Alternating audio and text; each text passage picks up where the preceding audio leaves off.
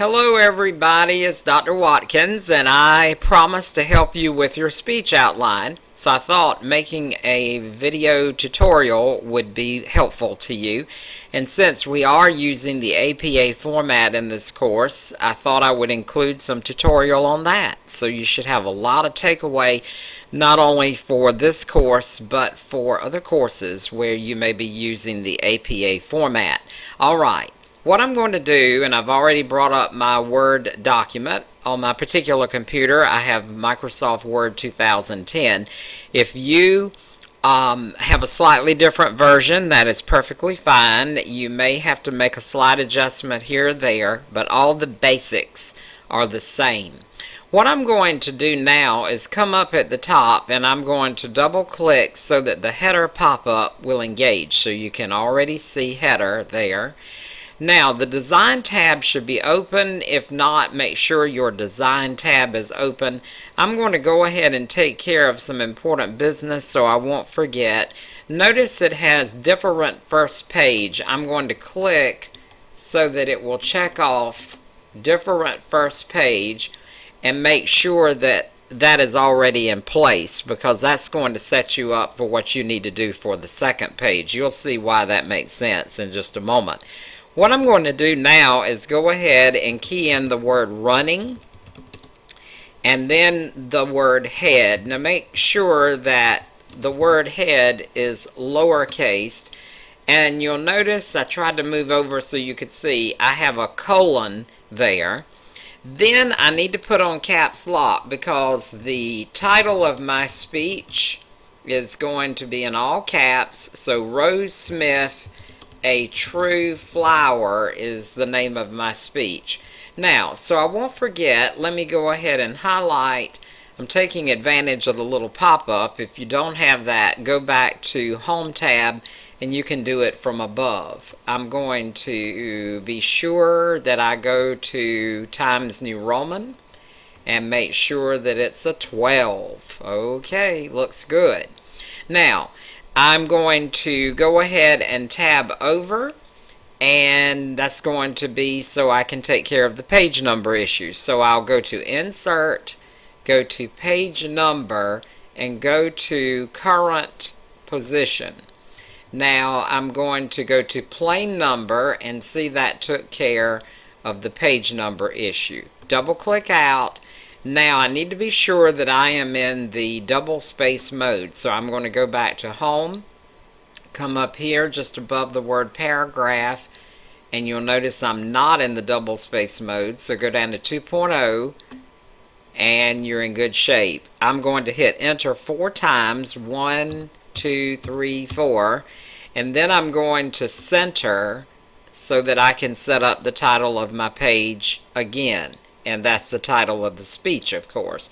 This is what you have in the running head, but notice this time I'm using upper and lower case. Rose Smith, the true flower. I'm not in Times New Roman 12, so I need to take care of that business so it will be consistent. So Times New Roman, wow, that moves pretty fast. I'm going to go to 12. And good.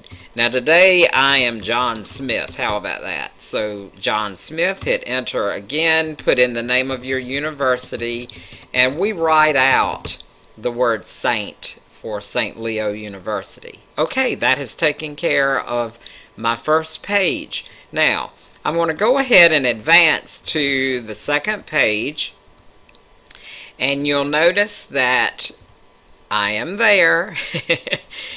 Now, do the same thing that you did with the first page. Go ahead and double click so that you'll have header. Now this time you don't put in the words running head. You just put in the title of your speech again. So remember, it's Rose Smith, a true flower. But I need to be sure I'm in Times New Roman 12. So let's take care of that business again. And I'm going to have to go back to the Home tab and get it back to a 12. Very good. Now I'm going to tab over, and remember we go to Insert and we go to Page Number, go to current position and plain number. There it is. Double click out. Now I am supposed to put my title again. This time it's going to be centered, so I'm going to put in Rose Smith, comma, a true flower. Let's double check to be sure that it's Times New Roman. It is, so we're in good shape. Now we're going to do the outline. I'm going to double check and be sure that we're in 2.0, double space. Very good. I'm going to come down. Now I'm going to go flush with the left margin. Now remember we said we wanted to use Roman numerals. So when I put in Roman numeral 1, it immediately did a little setup for me. Now, this is going to be a basic outline. I would like to direct your attention to page 206 in your book, not the APA manual, but your book, The Art of Public Speaking, so that you can see at the bottom of the page the basic setup about using a consistent pattern. We're going to stay fairly simple, especially for our earlier speeches. We'll get more extensive as we move along, but notice that we want main points. We can use subpoints, and you can see how subpoints can go right on down the line. But for this particular speech, and for most of your speeches, simplicity is very fine. We don't want to use complete sentences. Now, you can have outlines that have complete sentences. In fact, our book shows some. But I am recommending, highly urging, strongly suggesting you don't do that. In fact, I really don't want you to do that. So let's just don't do it. Because if you have access to a sentence outline, the temptation is going to be to read it. Let's just go ahead and face it. It's a temptation. What I'm going to do, since I am talking about Rose Smith, a true flower, I'm going to say that the first part of my speech, the main point, is going to be demonstrates beauty. Now, notice this is not a complete sentence. I've started with a verb, and I am simply saying demonstrates beauty. So if I have this printed out and I have it on the top of the podium, the lectern, then my eyes can come down and I'll be prompted to remember this is what I am going to have for my first main point.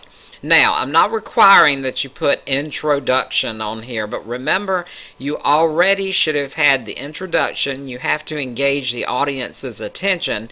You have to start off with a bang. In other words, you want to capture them before you move into the main point. Remember, the whole deal with the outline is that you would have a guide to carry you through as you deliver your speech. Alright, after I have demonstrates beauty, I'm going to come down.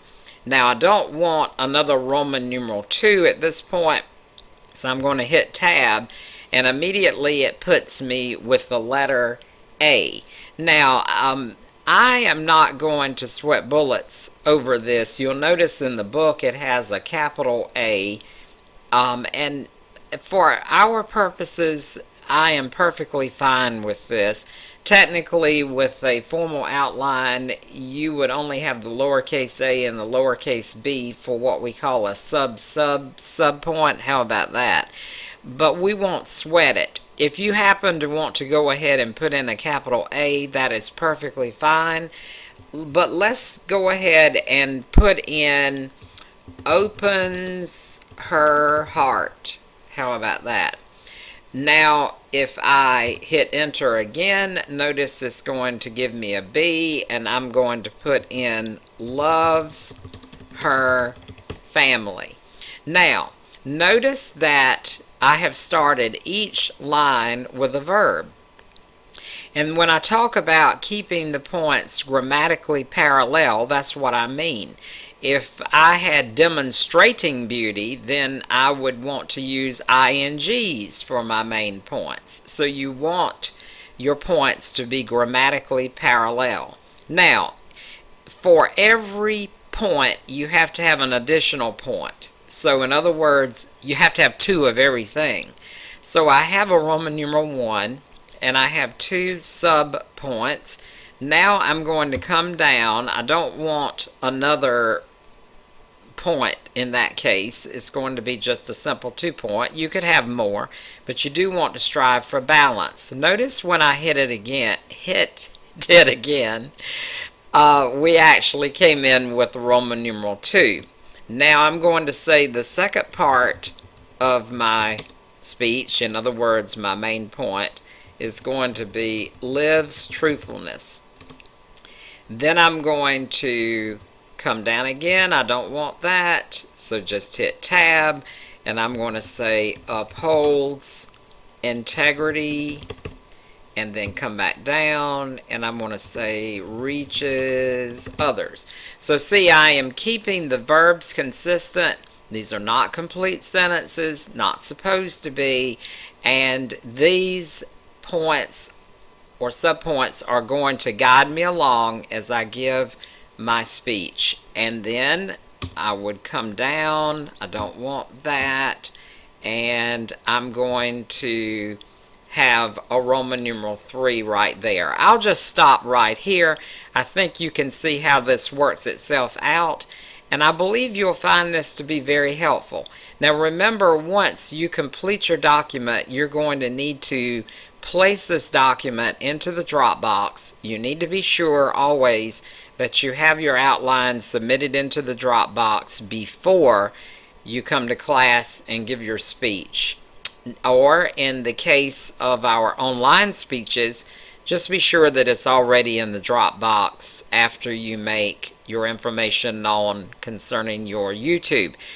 For the online speech, since we're talking about it, whenever you do this document, you're going to also add your YouTube URL. In other words, the address for where your YouTube is located. So then when I go into the Dropbox and I pull up your particular speech, then I can know where I will need to go in YouTube to go ahead and get to your speech. I hope you found this to be very helpful. I am really looking forward to your speeches as we continue in this exciting course. Take care.